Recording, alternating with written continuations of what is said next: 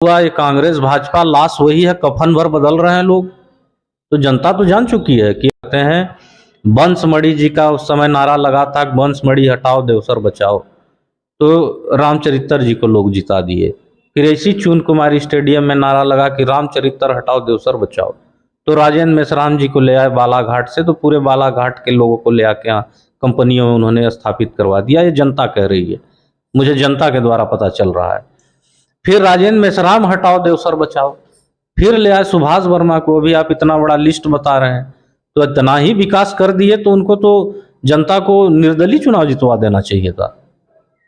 विकास पुरुष अगर हैं तो फिर जनता विरोध क्यों कर रही है इतना? यानी कहीं न कहीं जनता के साथ फिर धोखा हुआ।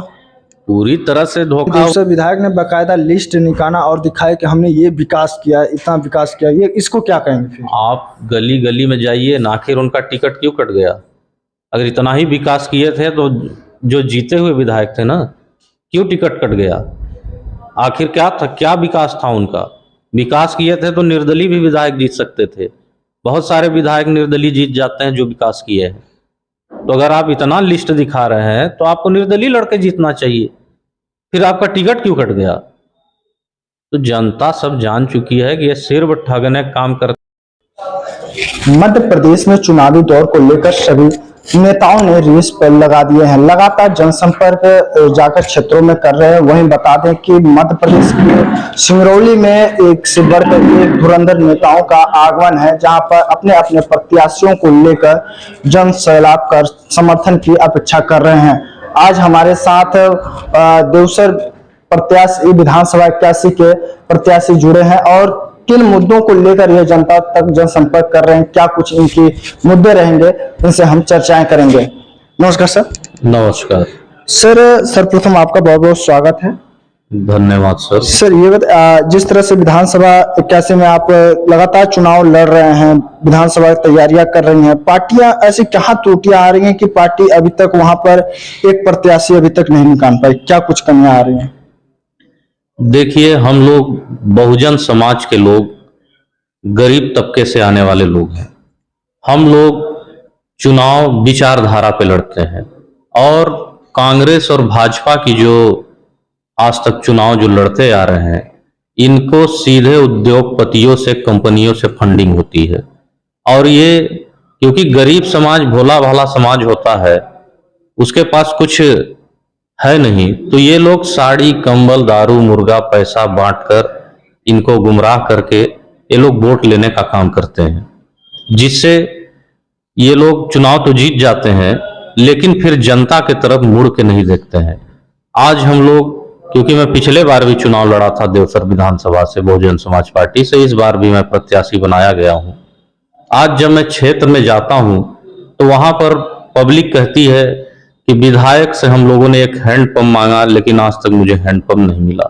गली रोड, जो गली गली में रोड है, सड़क नहीं बनवा पाया।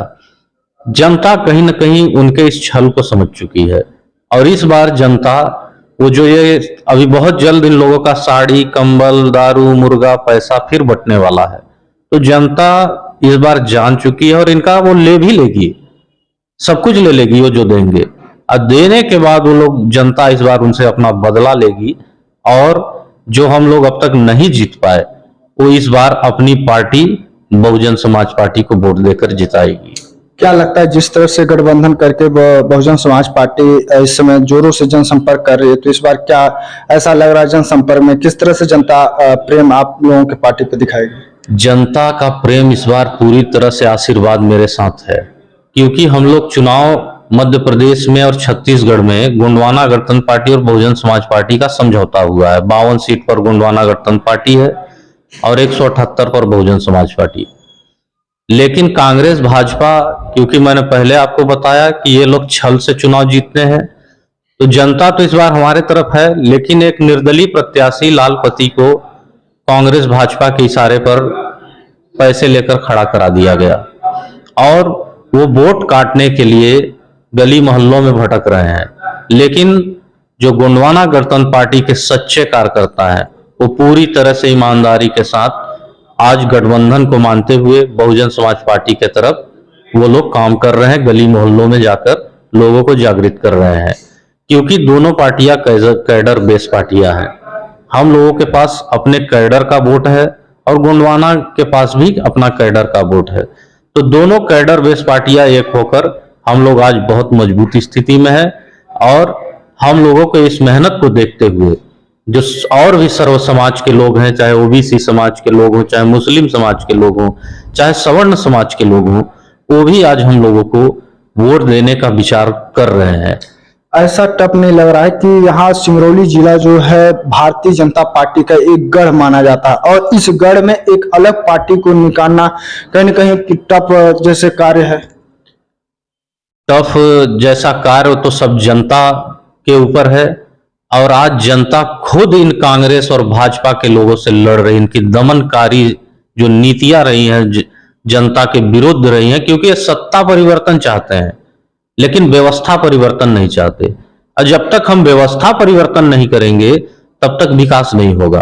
तो जनता तो इनसे खुद लड़ रही है और जनता मेरे साथ है। तो इस बार हम लोग चुनाव जीतेंगे, जनता का आशीर्वाद मेरे साथ है, माताओं बुजुर्गों का आशीर्वाद मेरे साथ है। नौजवान गली गली मोहल्ले मोहल्ले में जाकर बहुजन समाज पार्टी का प्रचार कर रहे हैं।